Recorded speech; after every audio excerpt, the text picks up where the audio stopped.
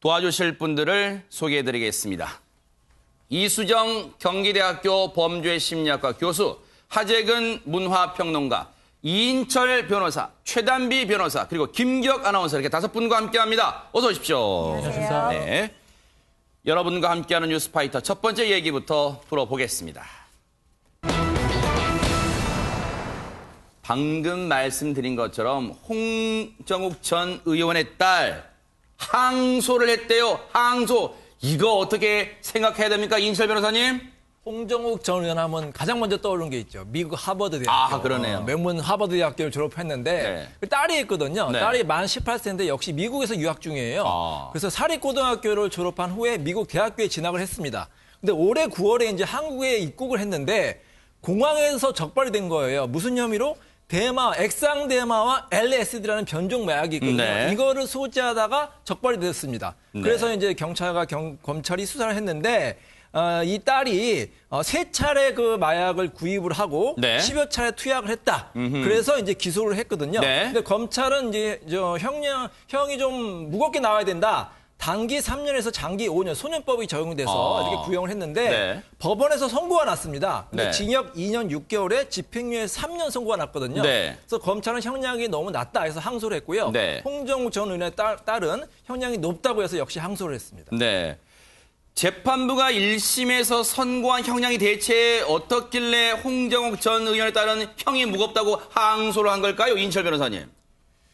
아무래도 본인 생각에는 이게 초범이고 네. 그리고 미성년자이기 때문에 뭐 벌금형이라든지 이거를 아마 기대를 했었던 것 같아요. 근데 이제 어쨌든 집행유예도 징역형이니까 네. 형이 너무 무겁다 이렇게 생각을 해서 항소를 한 것으로 보입니다. 집행유예 자체도 형이 무겁다. 네. 이렇게 홍정욱 전 의원에 따른 받아들이는 것 같습니다.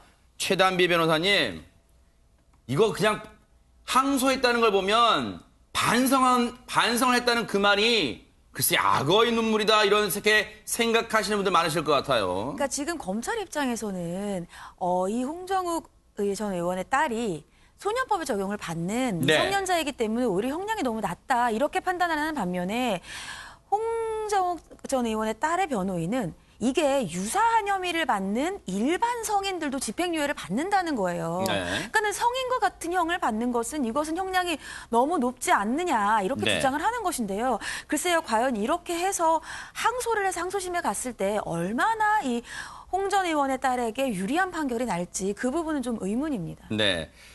여러분들께 참고로요. 홍정욱 전 의원, 물론 앞서 이인철 변호사님 설명해 주셨지만요. 대체 어떤 혐의인지요. 이거 결코 가볍게 넘길 수 있는 혐의가 아니에요. 김기혁 아나운서 한번 정리를 쭉 한번 해주세요. 네, 지난 9월 27일이었습니다. 오후 5시 40분쯤에 인천국제공항으로 들어오는 이 홍 전 의원의 딸이 붙잡히게 됩니다. 바로 이 마약의 밀반입 때문이었습니다. 어떤 마약을 밀반입했고 그리고 투약 혐의도 받고 있는데 어떤 마약을 투약을 했는지 확인을 해드리도록 하겠습니다. 네. 이 자세한 마약의 이름은 언급하지 않는 게 좋겠죠?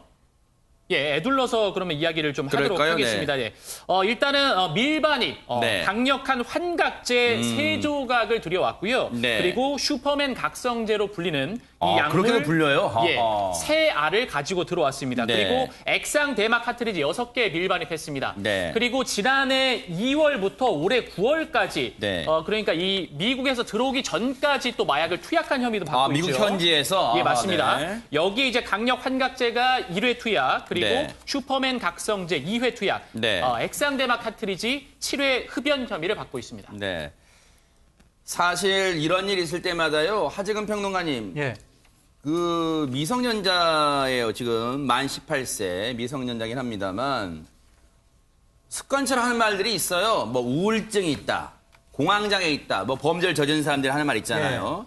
홍정욱 전 의원에 따른 대체 뭐라고 얘기를 하고 있을까요? 일반적으로 이제 어떠한 사건이 벌어졌을 때 이제 뭐 내가 정신적으로 좀 어려움이 있었다. 네. 그런 식의 이야기들을 많이 하는데 이번에 홍정욱 전 의원의 딸 같은 경우에도 이제 그동안의 잘못을 진심으로 후회하고 반성하고 있다라고 하면서 네. 어떻게 이야기를 했냐면 어릴 때부터 우울증과 공황장애 등이 있었다. 네. 그러한 정신적 장애가 있어서 조금 일종의 이제 방황을 한 것인데 네. 앞으로 다시는 그런 잘못을 저지르지 않겠다. 네. 이렇게 이야기를 해서 네. 그렇게 반성하는 뜻을 재판부가 이제 받아들였다고 하는데 네. 지금 항소하는 것을 보면 이 반성의 진정성이 있는 것이냐 그러니까요. 이제 그런 의문이 나오는 것이고 네. 다만 네. 인터넷에 지금 굉장히 잘못된 소문이 뭘까요? 떠돌아다니는 게 있는데 이 홍정욱 전 의원의 딸이 엄청나게 강력한 마약을 그러니까 필로폰보다 훨씬 강력한 마약을 굉장히 많은 약을 막 수만 명, 수십만 명이 투약할 수 있는 분량을 밀반입했다. 네. 근데 어떻게 집행유예가 나올 수 있느냐라고 소문이 지금 인터넷에 퍼지고 있는데 네. 그건 낭설이고 그러니까 네. 엄청난 양이 아니라 조금 소량이었고 네. 이제 본인이 이제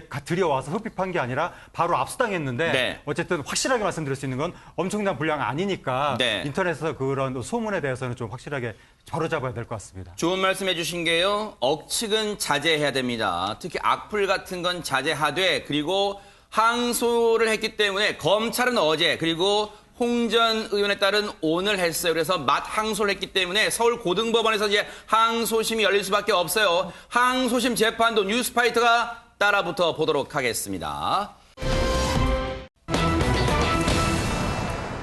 고유정 얘기를 안 할 수 없어요. 김기혁 아나운서. 네, 어제 제주지법에서 고유정의 9차 공판이 있었습니다. 여러분 아시다시피 고유정은 두 가지의 재판을 병합하여 받고 있습니다. 네. 그러니까 전 남편 살해 혐의 그리고 의붓아들 살인 혐의인데요. 네. 어제 법정에서는 이 의붓아들의 사망 원인을 놓고 아하. 검찰과 고유정 측의 공방이 벌어졌습니다. 네. 자, 일단은 연두색 수의를 입고 고유정이 나타났는데 평소보다 좀 피곤한 기색을 보였다고 해요. 그리고 재판 과정 중에서도 별다른 미동 없이 바닥만 응시하는 모습이었는데 네. 이날 공판에서는 이 국립과학수사연구원 소속 부검이 그러니까 의붓아들을 부검했던 부검이와 네. 이 부검 의견서를 검증한 서울대 법의학자가 증인으로 출석했다고 합니다. 네. 사실 고유정이 연두색 수의를 입고 출석했다고는 하는데 지금 무슨 영상이나 사진이 안 나오잖아요. 저는 이 부분도 많은 분들이 불만일 것 같아요. 왜 저렇게 보호를 해주는지는 모르겠어요. 그냥 저 자리에 저 재판에 참석한 이 기자들이 눈으로 보고 확인하고 이제 기사로 전해지는 내용인데 최단비 변호사님. 네.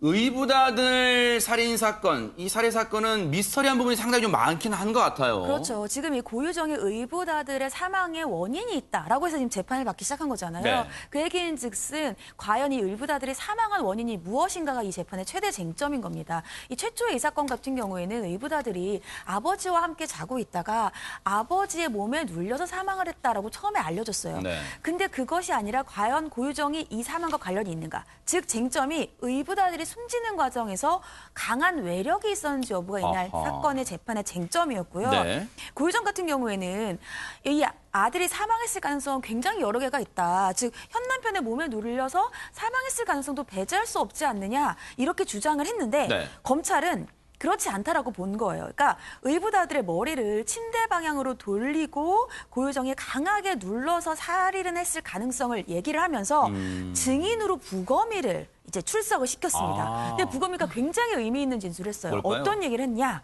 부검이가 부검 소견을 통해서 봤을 때 코와 입이 막혀서 질식에 이르는 비구 폐쇄 질식사 또는 강한 외력에 눌러서 질식에 이르는 압착성 질식사의 가능성이 있다. 이렇게 설명을 했습니다. 여기에 더해서 압착성 질식사라는 게 무엇이냐? 네. 바로 몸통에 눌려서 호흡이 안 되는 것을 압착성 질식사라고 한다는 것이죠. 그러니까 적극적이고 지속적인 압박이 있을 가능성이 있다. 그 얘기는 아버지의 진술이라든지 기존의 경찰이 처음에 했던 수사와는 조금 방향이 다른 그런 의미 있는 진술이 나온 겁니다. 부검이의 진술만 들어도 그 아이가 당시에 얼마나 그 순간 고통스러웠을까요? 살려달라고 외쳤지만 그게 들리지 않았을 거 아니에요. 그런데 아들의 사망 과정을 듣고 있어야 되는 그 친아버지의 심정은 얼마나 갈기갈기 찢겼을 겁니까? 그 얘기 한번 들어보시고 이어가 보도록 하겠습니다. 반에서 부검이가 이제 그런 말을 했을 때 굉장히 참 억울했고요. 부검 결과에 대해서는. 근데 어쨌든 직접 그렇게 들은 건 이제 거의 처음이잖아요. 이제 그런 말을 듣고 동시에 고개를 숙이고 머리로 한쪽을 가린 상태에서 앉아있는 무력한 연쇄살인마 용의자 고유정의 모습을 보는 순간 굉장히 여러 가지 감정이 교차하더라고요. 정말.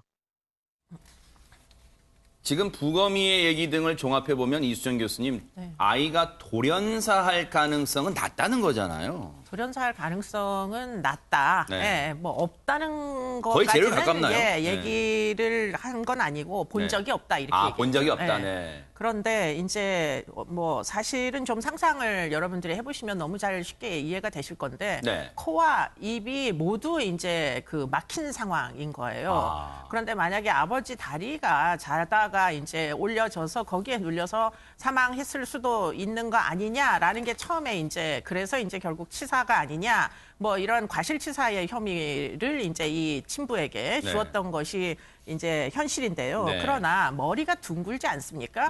그렇기 때문에 사실은 고개만 돌려도 입과 코가 동시에 막힐 수는 없는 거예요. 그러네요. 그렇기 때문에 지금 만 4세, 우리나라 나이로 6살씩이나 된 뭐 목도 잘 가눌 수 있는 아이가 더군다나 기저질환도 없고 건강한 아이였던 걸로 추정되거든요. 네.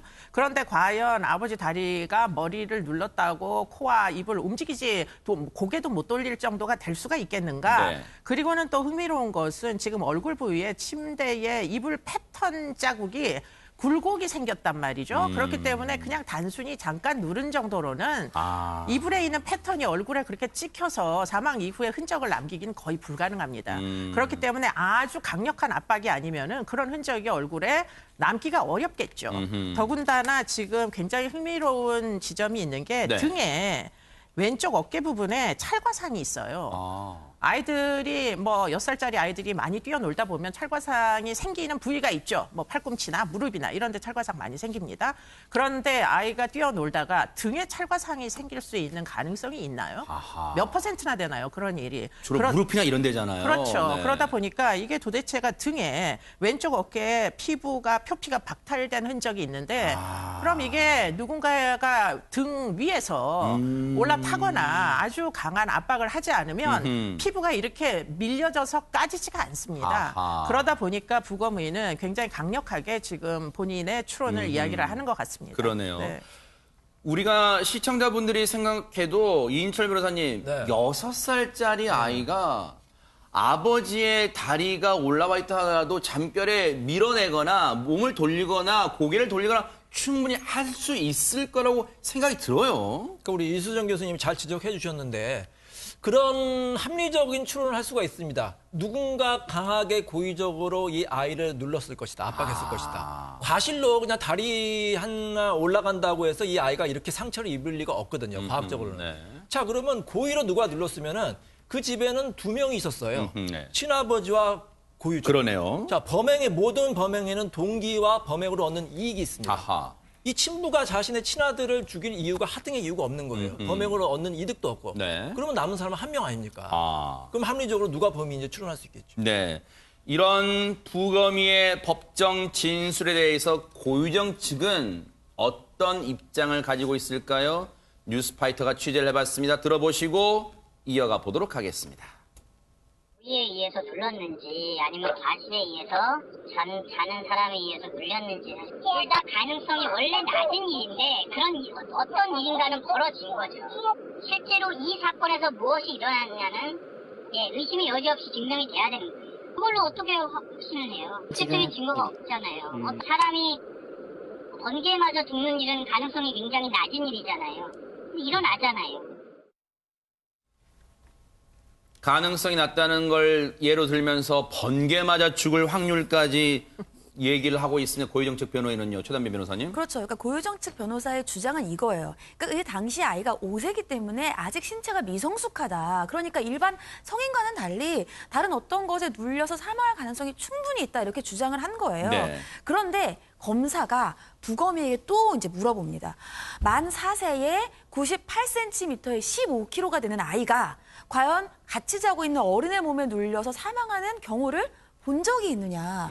부검의는 굉장히 많은 경험이 있으니까 물어봅니다. 그랬더니 부검의가 법의학 교과서에 4세에서 5세 아이에게 그런 케이스는 드물다고 나오고 단순히 학문적인 교과서뿐만이 아니라 내가 이제까지 실무적으로도 봤는데 그것을 경험한 바가 없다. 이렇게 얘기를 하고 있어요. 여기에 네. 더해서 앞서서 이수정 교수님이 지적하신 바와 같이 얼굴에 입을 패턴이 있고 또 이 아이에게 얼굴, 목, 가슴, 넓적다리에 점출혈이 있는데 이 점출혈이 뭐냐 하면 경미한 출혈로 신체에 생기는 작은 점들이에요. 그러니까 이것이 눌려서 압박되면서 생긴 점출혈로 볼 수 있는 가능성이 막 굉장히 실핏줄 높다. 같은 게 터져서 막 그런 거군요. 네, 아. 그렇기 때문에 검찰은 이런 것을 봤을 때 고유정 측의 변호사가 주장하는 것처럼 그냥 단순히 어른의 몸에 의해서 눌려서 사망했다고 보기에는 굉장히 어렵다. 이렇게 법정에서 얘기를 한 겁니다. 사실 저 부검이의 법정 진술을 들으면서 하지간 평론가님 아이의 아빠, 친아빠는요 만감 여러 가지 생각이 떠올랐을 거예요. 왜냐하면 한때는 자신이 이 아이를 죽게 만든 사람일 수 있다는 그런 의심 때문에 수사도 받았단 말이에요. 그러니까 이 아버지 입장에서는 그동안 굉장히 땅을 칠 만큼 억울한 일을 당했다고 또 할 수가 있는 건데 그러니까 그 아이를 잃은 것만 해도 정말 이거는 가슴이 무너지는 일인데 네. 심지어 그 아이를 내가 죽였다라는 의심을 받은 거잖아요, 경찰한테. 네. 경찰은 이 아버지를 과실치사 혐의로 입건할 생각까지도 했다고 하는데 세상에. 그럼 그 아들 잃은 것도 서러운데 수사까지 받게 되면 정말 이거는 그 이루 심정을 말로 표현할 수가 없는 것이고 두 번 억장 무너지는 그런데 이제 거예요. 아버지 네. 입장에서는 당시에 내가 진짜 자다가 나도 모르게 눌렀나라고 생각을 했을 수가 있는데 맞아요. 왜냐하면 경찰이 이렇게 설명을 했으니까. 네. 근데 경찰이 그렇게 설명했던 거에 과학적인 뒷받침이 된 게 뭐냐면 당시에 부검이가 했다는 말이거든요. 부검이가 당시에 뭐라고 말을 했다고 경찰에 설명을 했냐면 부검이가 외력이 크다고 볼 수 없다. 이렇게 말했다고 한 거예요. 네. 이게 무슨 얘기냐면 누가 작정하고 누른 게 아니다. 아하. 자다가 뒤척뒤척하다가 우연히 네. 그렇게 됐을 수 있다라고 부검이가 말을 했다라고 경찰이 얘기를 했다는 것인데 네. 이번에 부검이가 재판정에서 뒤집은 겁니다. 그러니까요. 나는 네. 그런 말 한 적이 없다. 아하. 거꾸로 오히려 강한 외력이 작용했을 네. 가능성이 있고 이게 4세, 5세 된 아이를 뒤척뒤척하다가 우연히 그렇게 질식사를 시킬 가능성은 낮다라고 정반대된 얘기를 한 것인데 그러니까요. 당시에 그럼 그 사건 초기 당시에 경찰은 왜 부검이의 이야기를 네. 반대로 전한 것인지 아하. 이 부분은 상당히 좀 이상한 부분이 있는 것 같습니다. 공판을 거듭할수록 반전이 많이 나왔던 그런 사건이었어요. 그런데요, 어제 9차 공판에서는요, 엄숙해야 될 재판정이 실소가 터졌답니다. 헛웃음이 나왔다는 거예요. 왜 그랬을까요? 그 얘기 들어보시고 이어가 보도록 하겠습니다.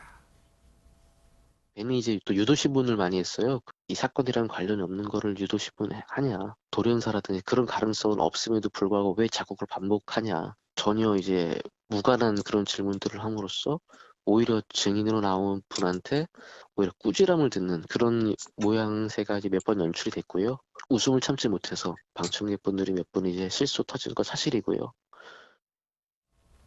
이 말인즉슨 김기현 아나운서 어쨌든 고영 측은 어떻게든 반박을 해보고 싶었던 걸까요? 네, 방청객들 입장에서는 이 고유정 측의 주장이 어이가 없거나 끼워 맞추는 듯한 느낌이 들어서 이런 헛웃음이 나왔던 것 같습니다. 아하. 네, 특히나 이제 증인들을 신문하는 과정에서 검찰과 변호인이 번갈아 가면서 신문을 하게 되는데 고유정 측의 변호인이 이 증인들을 상대로 신문을 할 때 현 남편의 아버지의 실수로 사고사나 돌연사를 했을 수 있다라는 취지로 계속적으로 이야기를 하자 이 증인들이 몰아가지 말라면서 면박을 줬다고 합니다. 네. 이런 과정에서 방청객에서 실소가 말 그대로 터져 나왔고요. 아하. 변호인에 대한 지적은 여기서 끝나지 않았습니다. 네. 재판장도 지적을 하기도 했습니다. 네. 그러니까 이 변호인이 법정에 있는 대형 스크린에 자료를 띄워놓고 네. 어떤 자료를 읽어나가는 과정에서 이 고유정 측의 유리한 부분만 읽어 내려가자 재판장이 아니 왜 이쪽 부분은 이런 단어 이 단어는 왜 빼고 있습니까? 네. 라고 하면서 꾸지람을 줬다고 합니다. 아하. 이렇게 고유정 측은 지금 상당히 궁지에 몰리는 입장이 여실히 드러나고 있어요. 공판을 거듭할수록. 그런데 고유정 측이 증인 신청을 했다는데 갸우뚱하게 만들고 있다면서요, 이인철 변호사님. 증인을 다른 사람도 아닌 본인의 친여동생을 증인으로 신청을 했어요. 허허. 무슨 취지냐? 이 고유정이 남편 전 남편이 있고 현재 남편이 있었잖아요. 네네. 그래서 남편들한테 어떠한 태도를 당했는지, 가정폭력을 당했다. 아마 이런 취지로 증언을 이끌어내는 것 같은데 네. 제가 보기에는 큰 효과는 없을 것 같습니다. 네. 왜냐하면 친여동생이면 아무래도 네. 자신의 언니에게 조금 유리하게 진술을 해주기 마련이잖아요. 그래서 법원에서도 친여동생의 그 증언을 그렇게 크게 무게를 두지는 않거든요. 네. 지금이라도 고유정 씨가 진실을 밝히고 네. 범행을 반성해야만 그나마 형량을 줄일 수 있거든요. 계속 변명으로 부인하기보다는 네. 진실을 좀 밝히기 바랍니다. 사실 의붓아들 사망 사건 관련해서는 이번이 두 번째 공판이었습니다. 어제 두 번째 공판이었는데 공판을 거듭할수록 친아버지의 심정은 정말 새까맣게 타들어갈 거예요. 고통스러울 거예요. 그 얘기 들어보시고 이어가 보도록 하겠습니다. 우리 애기 사진, 그 사망 당시 사진이라든가 부검 당시 사진을 볼 때마다 네, 정말로 계속 눈물이 나요. 그러니까 눈물을 참으려고 해도 이제 그때 그 모습을 보게 되면 눈물이 날 수밖에 없고 그 자리가 굉장히 힘들더라고요. 굉장히 편안해 보였어요. 머리도 넘기기도 하고 귀를 파기도 하고 살짝 숙인 상태에서 재판이 시작하고 끊을 때까지 거의 미동도 없이 굉장히 담담하고 편안해 보이는 그런 모습이었어요. 네. 이수정 교수님, 이 재판을 보면서 우리 시청자분들이 요만큼이라도 그래, 고유정도 억울한 면이 있을 거야 라고 생각을 해야 될까요? 어떻습니까? 글쎄 전혀 그렇게 볼 여지가 없어 보이는 게 지금 고유정 같은 사람은 조금이라도 억울함이 있으면 가만히 있지를 못하는 성격이에요. 그렇기 때문에 전 남편의 살해에 대한 이제 재판을 하는 동안 굉장히 감정 기복이 심하지 않았습니까? 눈물도 흘리고 여러 가지 이제 좀 이상한 제스처 같은 것들을 이제 재판정에서 했었는데 네. 그런데 이제 의붓자식 살인 사건에서는 아무런 반응을 보이지 않고 굉장히 감정적으로 고요했다 이런 얘기이기 때문에 네. 결국에는 지금 이붓자식과는 별로 관계라는 걸 맺어본 적이 없어서 본인이 억울하다는 생각을 하기가 어렵고 그야말로 일종의 이제 관객처럼 여러 가지 이제 상황이 전개되는 과정을 본 것 같고요. 아마도 고유정은 변호인하고 예컨대 예를 들자면 지금 수면제 성분이 들어가 있는 감기약 그리고는 이제 압박해가지고 결국은 질식사를 하게 만든 거다 이런 과정에 대한 범행 수법이 직접적으로 진술이 된 게 하나도 없어요. 아하. 그렇기 때문에 아마 변호인 측에서는 그런 이제 직접적인 증거가 없으니까 그렇기 때문에 지금 이 재판은 당신에게 유리하다. 이런 말을 그냥 믿고 상당 부분 조금 관람하는 입장으로 지금 듣고 있는 게 아니냐 이렇게 볼 수밖에 없겠습니다. 네. 고유정에 대한 공판은 한 차례 더 있고요. 그 이후에 이제 결심 공판, 검찰의 구형이 있을 예정입니다. 뉴스파이터가 이 재판 끝까지 따라붙어 보도록 하겠습니다. 현직 경찰이 살해되는 충격적인 사건이 벌어졌는데 여기에는 미스터리한 대목이 많습니다. 최단미 변호사님. 네, 24일 오전에 서울 강서구의 한 빌라에서 30대 남성이 쓰러진 채 발견됐다. 이러한 신고가 접수가 됐습니다. 네. 구급대원이 현장에 도착해 봤을 때에는 이미 이 남성이 사망하고 난 뒤였고요. 어허. 이곳에서 숨진 남성, 말씀하신 것과 같이 서울 시내 한 경찰서에 근무하는 현직 경찰관인 것으로 확인됐습니다. 정말 이 사안이 물론 일반인이 숨진 채 살해된 채 발견돼도 끔찍한 사건인데 현직 경찰관이란 말이에요.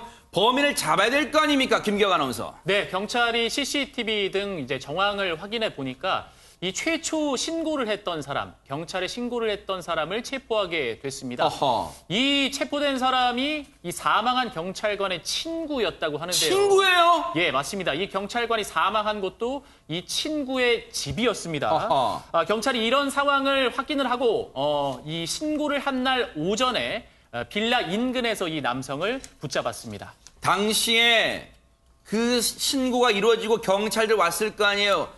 당시의 주변을 목격하신 분 얘기 한번 들어보시고 이어가 보도록 하겠습니다. 저쪽에 세대 대놓고 여기서 왔어요. 여기서 경찰차 세대 있다가 또 한 대 오고 저거 오면은 사람 죽었다고 그냥 무서워서 그냥. 당시에 구급차, 순찰차 출동 대수만 봐도 사안이 심각하다는 걸 느낄 수가 있는데 두 사람이 대체 어떤 사이인지 대체 무슨 일이 있었는지 궁금합니다. 그러니까 이 사망한 남성 같은 경우에는 서울의 한 지구대 소속의 경찰관이었고요. 네. 이 가해 남성은 현직 항공사 승무원입니다. 아하. 이 두 사람이 같은 대학을 졸업한 동갑 친구예요. 그래요? 31세의 동갑 친구이고요. 네. 이 14일 새벽이었는데 이 지구대 소속 경찰관인 피해자가 그날 비번이었던 거예요. 그래서 당시 비번이던 이 피해자가 가해 남성인 친구와 함께 술을 마신 뒤에 아하. 이 가해 남성이 우리 집에서 자고 가라 이렇게 얘기를 해서 아내의 허락을 받고 이 친구 집에서 자다가 그만 이러한 변을 당하게 된 겁니다. 세상에 친구 집에서 자고 온다는 말 듣고 아내는 싫지만 에이 그래 오랜만에 만났으니까 자고 와 그랬겠죠. 그런데 이런 끔찍한 변을 당할 줄은 누가 상상이나 했겠습니까? 그런데 김기혁 아나운서 당시에 경찰이 출동했을 때 사건 현장이 참혹했다면서요. 맞습니다. 경찰관과 구급대원들이 도착했을 때 이 빌라 방 안에 사망한 남성 주변에 혈흔의 양이 굉장히 많았다고 아우, 합니다. 세상에. 그리고 이 남성의 상태를 보니까요, 뭐 이미 사망한 상태의 여건이와 두개골이 함몰되어 있었다는 겁니다. 그 정도로 상당한 충격을 많이 받았다고 하는데 문제는요, 주변에서 흉기가 발견되지 않았고 사망한 남성의 상처에서도 흉기 흔은 발견이 되지 않았습니다. 이수정 교수님. 네. 주변에 흉기나 둔기는 발견 안 되는데 두개골이 함몰된 정도의 상처 피해다? 이거 어떻게 해석해야 될까요? 글쎄, 이 대목은 지금 이제 경찰이 수사를 하는 와중에 있기 때문에 저도 정확하게는 잘 모르겠습니다만 몸싸움이 있었다고는 진술을 하고 있는 상황인 것 같고요. 결국은 흉기 없이 몸싸움을 해가지고 결국 상대를 제압해서 이 지경에 이르게 만든 것인데 네. 이게 한번 이제 바닥에다가 밀어가지고는 이런 종류의 그 상해가 발생할 수가 없습니다. 그렇기 때문에 여러 번 재차 그래서 결국에는 두개골이 함몰될 지경에 이른 것으로 보이고요. 그러면은 지금 이 이제 거주지에 들어간 지가 30분 정도밖에 안 되는 걸로 CCTV에 확인이 된다거든요. 그러면 30분 만에 지금 이런 종류의 상해를 유발할 수 있는 것인가? 만취했다는 이유로 지금 그게 가능한 건가? 이 부분이 상당히 지금 이제 해명돼야 될 그러니까요. 대목인 것 같습니다. 바로 그 점이 미스터리한 부분의 한 가지입니다. 그런데 흉기나 둔기가 없었는데 두개골이 함몰될 정도라면 이수정 교수님 말씀처럼 뭔가 주변에 둔탁하거나 딱딱한 물체의 머리 부분을 일부러 가격하게 피해를 당하게 밀치거나 아니면 거기에 부딪히게 외력을 작용했을 가능성을 추정해 볼 수 있는데 그런데요, 최단비 변호사님 혹시 이 두 사람이 대학을 같이 졸업한 친구 그런데 술자리를 가졌다 그랬잖아요. 혹시 술자리에서 뭔가 이 사건의 발단이 될 만한 일은 없었을까요? 그렇죠. 왜냐하면 이 두 사람이 원래 친한 친구라고 하고 친한 친구인데 이렇게 폭행으로 인해서 끔찍한 사망 사건이 발생하려면 이유가 있어야 되잖아요. 아하. 그러니까 과연 이 이유가 그러면 그날 술자리에서의 뭔가 원인이 있었을까? 그래서 그날 술자리에서를 이제 찾아봤습니다. 근데 이 가해 남성과 이 피해 남성이 그날 3차례 장소를 옮기면서 함께 술을 세상에. 마셨대요. 그러니까 술을 꽤 많이 마셨죠. 네. 근데 마지막 이 3차에서 이 사람들을 지켜봤던 이 가게 주인의 말에 따르면 이 가게 주인이 참고인 조사를 받았는데 네. 두 사람이 굉장히 많이 취한 상태였다. 하지만 언성을 높이거나 다툰 일은 없었다. 즉 술자리 마지막 술자리에서까지도 다툰 일은 없었다 하니까 그러면 술자리가 과연 이 범행의 동기가 아닌가? 또 이렇게 생각을 할 수도 있는 부분인 거죠. 그러네요. 바로 미스터리한 부분 두 번째가 이 대목입니다. 이수정 교수님, 술자리 3차례 술자리 1차, 2차, 3차 옮겨다니면서 술자리 했는데 술자리에 다툰 일도 없어요. 그런데 자기 집에서 자고 가라 권유한 사람도 가해자예요. 그런데 신고하는 사람도 가해자예요. 이거 어떻게 해석해야 될까요? 글쎄 지금 뭐 여러 가지 우연이 겹치고 있고요. 더군다나 더 이제 궁금증을 유발하는 것은 뭐 이런 사고가 일어났다고 합시다. 이게 뭐 범죄가 꼭 아니고 뭐 어떻게 하다 보니까 본인도 이제 정신이 없던 와중에 이런 종류의 이제 몸싸움 끝에 사망했다고 하면 네. 뭐 우발적인 범죄를 가정한다면 그러면 그 즉시로 119나 아니면 112에다가 신고를 하고 현장을 떠나지 말았어야 되잖아요. 그러네요. 그런데 이 사람이 지금 세 번에 걸쳐서 술자리를 하고 만취했다는 사람이 네. 일단은 피해자는 내버려 둔 채 본인만 집을 나옵니다. 아, 범행 후에? 네. 아하. 그리고는 결국에는 이제 그 부인 집으로 가서 네. 뭐 옷을 갈아입고요. 네. 몸을 씻고요. 그리고는 잠깐 여자친구의 집이라고 알려져 있습니다. 네, 여자친구의 네. 집으로. 네. 그리고는 이제 잠깐 잠이 들었는지 모르지만 그 다음 날 아침에 제일 먼저 한 일이 뭐냐면 변호사를 선임한 거예요. 아하. 그렇기 때문에 이런 과정이 대체 우발적인 범행을 저지른 자가 선택할 수 있는 행위냐 네. 궁금증이 발생을 하는 거죠. 네. 친구를 만나 오랜만에 회포를 풀면서 술자리를 가졌던 이 피해자, 현재 경찰관입니다. 자고 가란 권유에 자고 가겠다 부인에게 허락을 받고 자러 갔다가 이런 변을 당했는데 이 숨진 경찰관의 사연이 알려지면서 주변을 또 안타깝게 하고 있습니다. 예, 동너 경찰관이 이제 이야기를 했는데 그 숨진 분이 참 성격도 활달하고 누구한테 원하는 살 만한 그런 행동을 하는 분이 아니었다. 세상에. 그리고 최근에 결혼을 했다고 하는 거죠. 아이고. 이제 막 가정을 그럼 새로 신혼이잖아요, 꾸리고 신혼. 그 신혼에 세상에. 첫 출발을 하고 있는 아이고, 상황에 이런 지난해 비극적인 결혼했어요, 아이고. 이런 비극이 생겨서 네. 이거는 이 경찰관도 정말 그 가족들도 큰 상처가 될 일이고 그 새로운 부인과 부인의 아우, 가족들도 세상에. 정말 이거는 이 땅이 무너질 것 같은 네. 하늘이 무너지는 것 같은 그런 일인데 그런 사건을 당한 것이고 그다음에 네. 또 안타까운 것이 이거 보도에 따르면 이 숨진 부인의 직접적인 사인이 네. 출혈로 인한 질식과 과다 출혈이라고 어느 매체가 보도를 했는데 네. 그 이야기는 사건이 벌어진 직후에 바로 구호 조치를 했으면 그러네요. 살았을 수도 있다는 추정, 얘기인데 그쵸, 네. 근데 지금 이 가해자로 지목된 사람이 즉시 신고하거나 구호 조치를 하지 않고 그대로 밖으로 나갔다면 그러니까요. 이게 사실이라면 정말 이것은 죄책이 더 커지는 것 같습니다. 그러니까요. 현재 이 남성 가해자는요. 대체 무슨 입이 10개라도 할 말이 없을 것 같은데요. 최단미 변호사님. 네, 맞습니다. 근데 이 가해 남성이 조사를 받으면서 사건 당시에 몸싸움이 있었다. 이러한 취지로 진술을 했다는 거예요. 이 얘기인 즉슨 우발적인 범행이다의 다른 진술의 내용이죠. 근데 현재 경찰은 이 두 사람이 당시 함께 왜 술을 마셨는지를 조사 중이라고 그러네요. 하는데 왜 술을 마셨는지가 왜 중요하냐. 네. 만약에 이게 계획 범죄였다면 네. 그 전에 어떤 원한이 있었다면 일부러 술자리에 불러내서 술을 먹이고 범행을 했을 고의가 충분히 있을 수 있어요. 네. 그렇기 때문에 경찰은 이 두 사람이 당시에 어떠한 경위로 함께 술을 마시게 됐는지를 조사하고 있다. 이렇게 밝혀졌습니다. 끔찍한 사망 사건, 살해 사건입니다. 그렇다면 이인철 변호사님 당연히 부검도 진행이 되겠죠? 예, 현재 부검도 진행 중이고 경찰이 여러 가지 조사하고 있는데 제 개인적 의견은 우발적 범행인 것 같습니다. 아하, 어째서요? 왜냐하면 계획범이면 이 사람이 대형사, 항공사 승무원이면 굉장히 엘리트거든요. 아하. 너무 뻔해요. 같은 집에서 살해한다는 거는 뭐 범행 은닉도 없고 흉기도 준비 안 하고 우발범인 것 같고 술이 또 문제인 것 같아요. 술이 만취가 돼가지고 아마 언쟁이 있었던 것 같습니다. 언쟁 과정에 몸싸움이 있었고 네. 그 과정에서 사망까지 이르게 했고 네. 또 왜 즉시 신고하지 않느냐? 신고할 경우도 없었던 거죠. 술이 너무 만취해가지고 깨어나 보니까 일이 이제 이렇게 돼가서 변호사 선임해서 대응을 한 것 같은데 네. 결국 술이 문제인 것 같습니다. 술을 좀 자제해야 될 것 같습니다. 어쨌든 경찰은요. 자세한 사망 원인은 반드시 밝혀내야 됩니다. 그래야지 피해자분 그리고 그 피해자분이 사랑했던 그 아내분 지금 신혼이었어요. 그 유족들의 원한도 풀 수 있기 때문에 반드시 명명백백히 밝혀내 주시길 바랍니다. 참 이걸 어떻게 해봐야 될까요? 불륜을 저지른 것도 정말 못할 짓인데 더 나쁜 짓까지 계획했습니다. 김기혁 아나운서. 네, 한 학교의 여교사가 동료 남교사를 고소하게 됩니다. 그 고소 내용은요, 강간 그리고 강제추행 등의 혐의인데 그러니까 성폭행 혐의로 고소를 하게 되는데요. 네.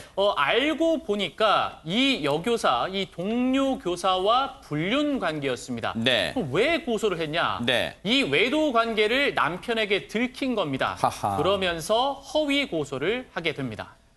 남편 몰래 불륜을 저지르다가 딱 걸리니까 그 내연남에게 성폭행을 당했다고 경찰에 고소를 했다. 아니 그러면 이 내연남이라면 김기혁 아나운서 두 사람이 성관계는 합의하였을 가능성이 크잖아요. 예, 맞습니다. 일단 합의하에 했다는 것으로 보여지고 있고요. 네. 본인의 어떤 그 입에서 나온 진술도 있다고 합니다. 네. 근데 이 여성은 경찰에 고소를 한 것뿐만이 아니고요. 네. 교육청에까지 신고를 합니다. 하하. 이 남성에게 내가 이런 범죄를 당했다라고요. 네. 네. 그런데 물론 하재근 평론가님 네. 내연남도 잘한 건 없어요. 하지만 지금 저 여성과 합의하에 성관계를 했는데 자신이 성폭행범으로 몰리게 되면 억울할 수 있다는 생각도 듭니다. 그렇죠. 그러니까 부적절한 관계를 맺은 것 자체는 잘못했지만 네. 그래도 하지도 않은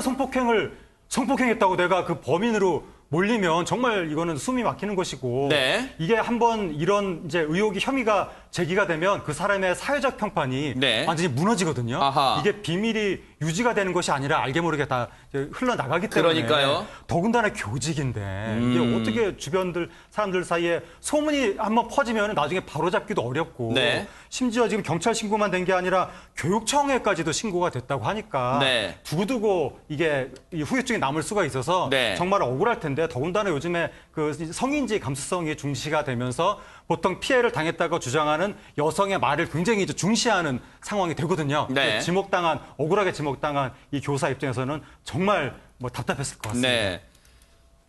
동료 교사, 두 사람 다 교사입니다. 이 소문이 그 성폭행으로 몰리면서 고소당했다는 게 알려지면서 이 아이들한 볼 면목도 없잖아요. 그래서 아마 교단에 서기조차 힘들었을 거예요. 그런데 거짓말은 오래 갈 수가 없는 거예요. 결국 이 사실 성폭행했다는 게 거짓으로 알려진 이후에 여교사가 어떤 답을 내놨을까 궁금합니다. 네, 그래서 합의된 성관계를 해놓고는 결국은 상대방을 이제 성폭행 혐의로 고소를 한 이 여교사는 그 이유가 왜 무고를 했느냐. 남편이 극단적인 정서불안 증세를 보이고 본인이 이제 이런 피해를 당했다고 하니까 그리고는 아내를 보호해주지 못했다는 이유 때문에 스스로 목숨을 끊으려고까지 세상에. 시도를 해서 남편을 진정시키기 위해 가지고 그래서 이제 이 그 교사를 고소를 했다 이렇게 설명을 했다는 거예요. 네. 그러면서 나중에 고소를 했다가 취하를 하면 그러면 내연남에게는 별 문제가 없이 처벌도 안 받을 것이다 이렇게 생각을 했다는 겁니다. 네. 그러나 우리나라는 이미 이제 친고죄가 폐지됐기 때문에 나중에 취하를 해봤자 지금 이 이제 결국은 피고소인은 네. 결국에는 형사 절차를 진행할 수밖에 없는 그런 이제 상황이라는 거죠. 네. 여러분 이게 말입니까? 불륜을 저질러 놓고 들키니까 남편을 위해 고소했다고요? 이게 말이에요? 최단비 변호사님. 그러니까 이게 당연히 법원도 그래서 엄하게 판단을 했어요. 최근에는 무고 같은 경우에는 실형도 굉장히 많이 나옵니다.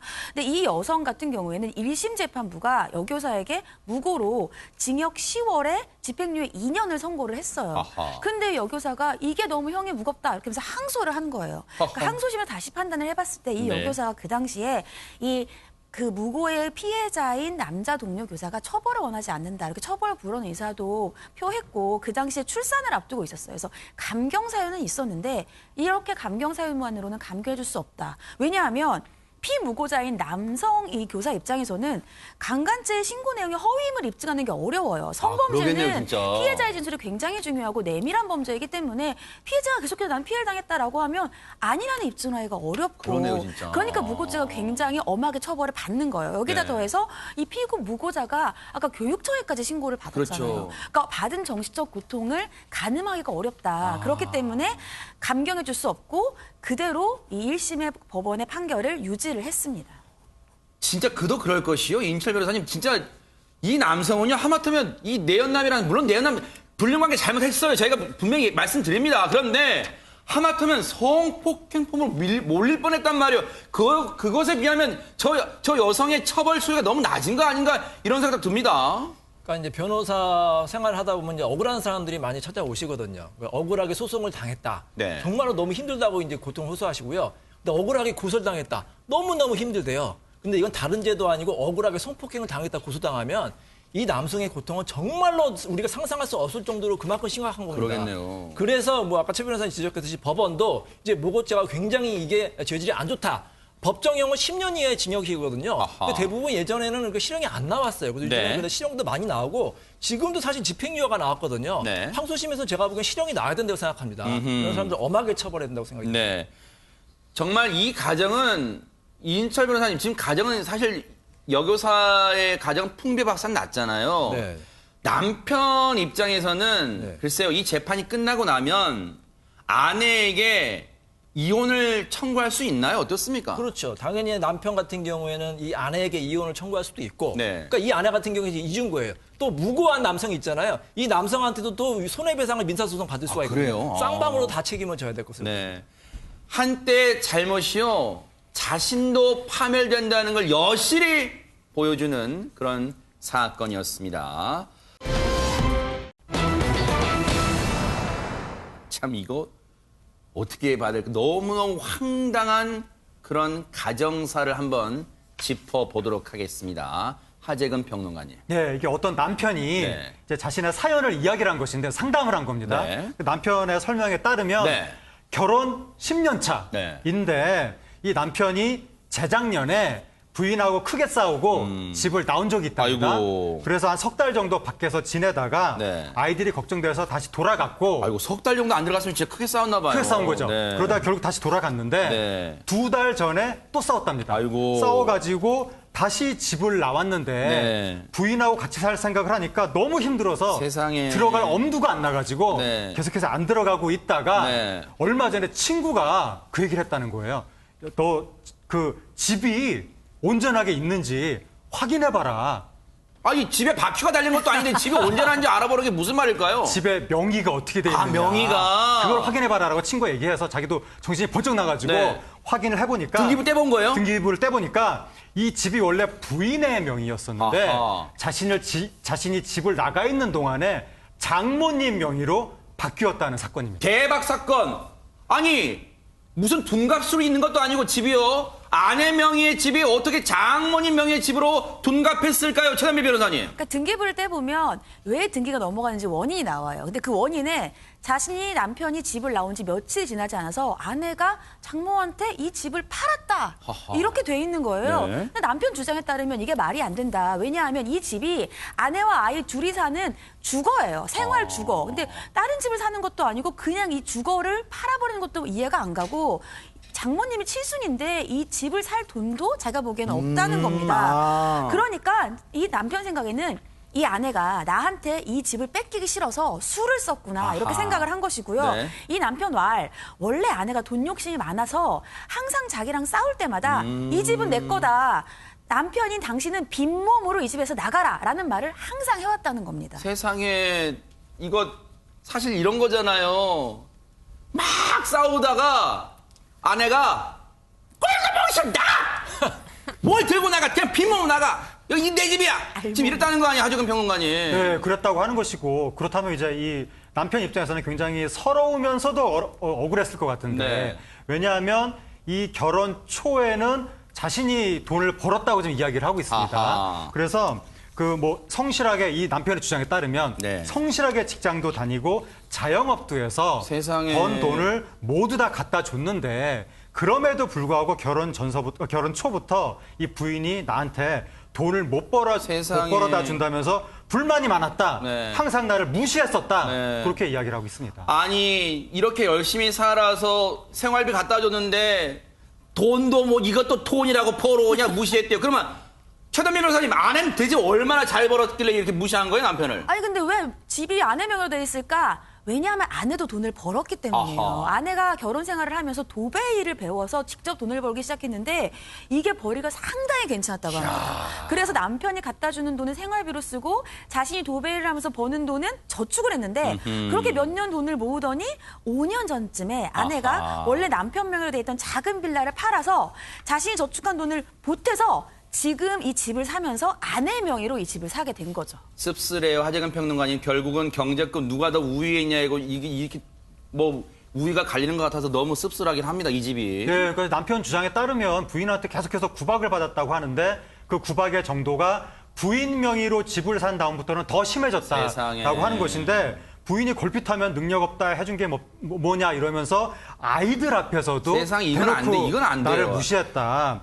그리고 이제 남편이 계속해서 참다가 어쩌다가 이렇게 말대꾸를 하면 바로 부인이 삿대질을 하면서 아이들 앞에서 당장 이혼이야. 내 집에서 나가. 이렇게 말을 했다고 하니까 이 집을 함께 사는 집인데 이거를 내 집이라고 표현을 했다고 하니까 이게 사실이라면 남편 입장에서는 굉장한 소외감이 있었을 것 같고 네. 또 남편이 억울한 게 이게 부인이 내 집이라고 하는데 이게 어떻게 부인 집이냐. 이 집을 살 때 우리 함께 마련한 그 집을 팔아서 원래 남편 명의였는데 최초의 신혼집은 세상에. 남편 명의의 집을 팔아서 부인이 번 돈을 합쳐서 부인 명의의 집이 생긴 것이기 때문에 이게 어떻게 100% 부인의 집이냐. 더군다나 나는 내가 번 돈을 다 집의 생활비로 가져다 줬는데 아이고. 왜 내가 기여한 건 하나도 인정을 하지 않느냐라고 네. 하면서 지금 서운해하는 거죠. 이수정 교수님 막 상황이 이 사연만 들어도 상황이 막 떠올라요. 이 남편분의 두 어깨가 얼마나 축 처졌을까 하는 생각이 듭니다. 글쎄 너무 안타까워 보이기는 하는데 그런데 그렇다고 해가지고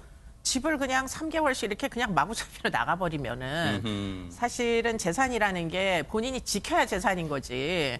그거를 그렇게 해서 그냥 계속 나가다 보니 이 아내가 더 이상 남편의 필요를 또 느끼지 못하는 이런 지경에 빠진 것 같습니다. 무시와 냉대 때문에 처음에는 집을 나갔는데 네. 아예 이제 뭐 부재하니까 이제 더 이상한 존재의 이유조차를 이제 확인하기가 어려워서 네. 결국 이런 일까지 간 것이 아니냐 이렇게 이제 보입니다.